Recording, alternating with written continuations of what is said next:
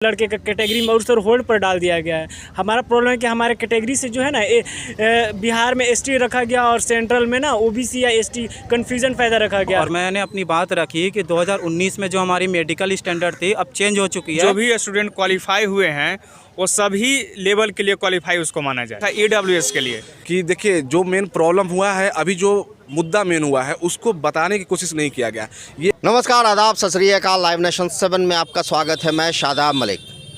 Patna railway recruitment board का ये कार्यालय महेंद्रू घाट पटना में है और यहाँ जो कमेटी मेंबर हैं आरआरबी के, जो जांच कमेटी बनाई गई है, जो जांच कर रही है उन बातों की जो अभ्यर्थी जिसकी मांग लगातार कर रहे थे, चाहे वो मामला आरआरबी एनटीपीसी का हो या फिर आरआरबी ग्रुप डी को लेकर हो। कई तरह की संशयों पर अभ्यर्थियों से ये जो कमेटी मेंबर हैं उनकी मुलाकात हुई और अभ्यर्थियों से उनकी क्या बातें हुई, हम उन अभ्यर्थियों से जानने की कोशिश करते हैं।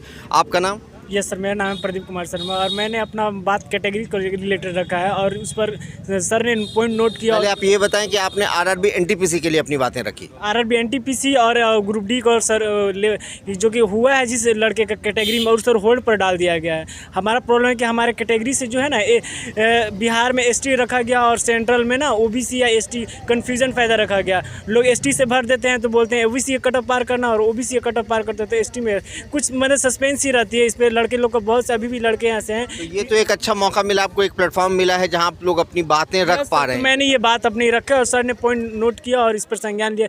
सर ने इस बात को कहा कि मैं इस पर विचार करूंगा, अगर नोट पॉइंट मेंशन किया गया। ये रिलेटेड कैटेगरी वाइज से था। जी, मेरा नाम इरशाद अहमद है। मैं मिल के आया हूँ। मैंने अपने 2 इशू उठाए।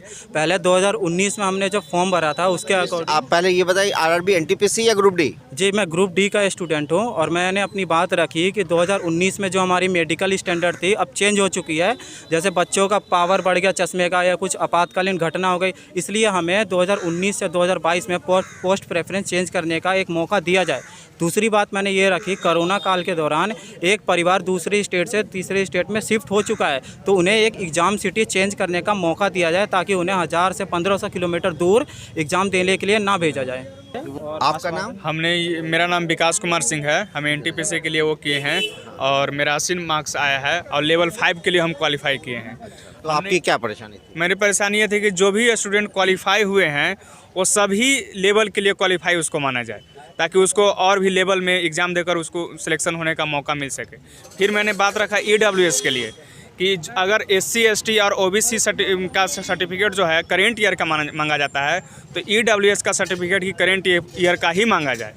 फिर मैंने ग्रुप डी में CBT 2 हटाने की मांग रखा, जो कि जल्दी में दिया गया कि CBT 2 लिया जाएगा। मैंने कहा ऐसा कुछ प्रभाव ना रखा जाए, सिर्फ CBT 1 रखा जाए और मेडिकल स्टैंडर्ड में कोई चेंज ना करते हुए पहले की तरह सेम रखा जाए मेडिकल स्टैंडर्ड को, ताकि मेडिकल स्टैंडर्ड धीरे धीरे घट रहा है और स्टैंडर्ड को चेंज किया गया, जो कि गलत बात है।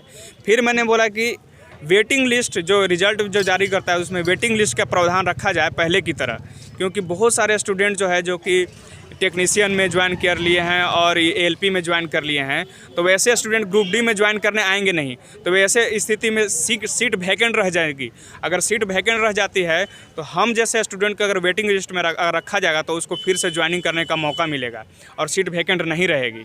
और फिर मैंने ये बात रखा कि एक एग्ज़ाम कैलेंडर को जारी किया जाए ताकि हमको पता चले कब तक एग्ज़ाम ले लिया जाएगा। ये सारी बातें आप लोगों ने बर्बरी कही और उन्होंने नोट डाउन किया, कोई फॉर्म भी भर? हाँ, फिर मैंने ये बात बोला कि ये आरआरबी या सरकार का जो सोच है कि हम इलेक्शन आएगा तो 1 लाख 1.5 लाख और 2 लाख वैकेंसी देंगे, इस सोच से बाहर निकला जाए।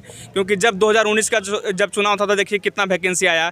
मुझे ऐसा लगता है कि अब 2024 के चुनाव में ही आएगी और वो जो सरकार का जो सोच है उसी सोच को फॉलो कर रहा है आरआरबी। इस सोच से बाहर निकला जाए। अगर हम 20-20 हज़ार करके भी अगर वैकेंसी देते हैं 5 साल तक तो 1 लाख वैकेंसी हुआ, तो वैसे वैकेंसी किया जाए ताकि स्टूडेंट लगातार पढ़ते रहे, उसका तैयारी भी मेंटेन रहे। और ये 1.5 लाख, मैं जानता हूँ कि ये 2024 के इलेक्शन में 1.5 लाख 2 लाख वैकेंसी आएगी और वो ALP का वैकेंसी 2024 में ही आएगी, क्योंकि ये इस गलत बात है। बार बार वैकेंसी हर एक साल वैकेंसी दिया बातें उन्होंने नोट बोला। आप भी मिलकर आए? जी, हम अभी मिल। नाम? राजनाथ सिंह, मैं कैमूर जिला से हूँ। तो राजनाथ जी, क्या बातें हुई आपकी? क्या बातें? हमने कुछ पॉइंट बताया सर को कि देखिए जो मेन प्रॉब्लम हुआ है, अभी जो मुद्दा मेन हुआ है उसको बताने की कोशिश नहीं किया गया।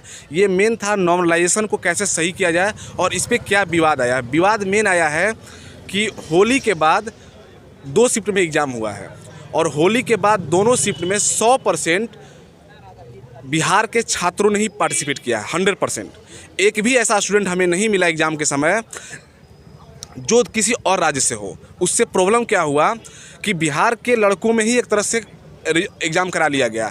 उससे जो मार्क्स था वो एवरेज बन गया, नॉर्मलाइजेशन में इसलिए ऊपर नीचे नहीं हो पाया बल्कि घट गया है।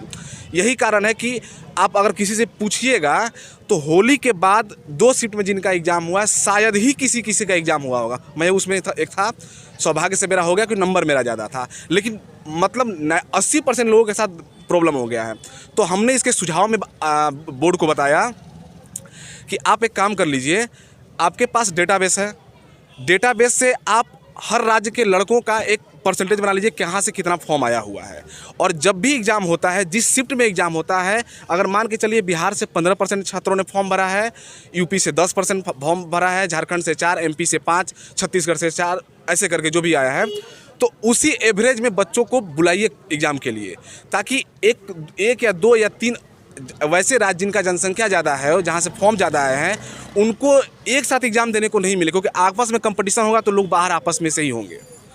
ये मेन प्रॉब्लम था। और ऐसा देखिए, ये दूसरी बार हुआ है आरआरबी पे आरोप लगा है नॉर्मलाइजेशन को लेके। इससे पहले जो पिछला ग्रुप डी हुआ था, उस ग्रुप डी के एग्ज़ाम में भी सेम नॉर्मलाइजेशन पे लेके बवाल हो गया था कि किसी का नहीं बढ़ा था और किसी का 30-30 नंबर बढ़ गया था। इसका भी कारण था, इसका भी हमने सोल्यूशन देने का कोशिश किया कि सेम यही चीज़ हुआ था। तो आप लोगों को क्या लगता है कि आपने जो सॉल्यूशन दिया, उन्होंने वो बात सुनी, क्या लगता है आप लोग संतुष्ट? आयोग देखिए, हम सबसे नोट डाउन करवा के आयोग को ले लिया गया हमसे।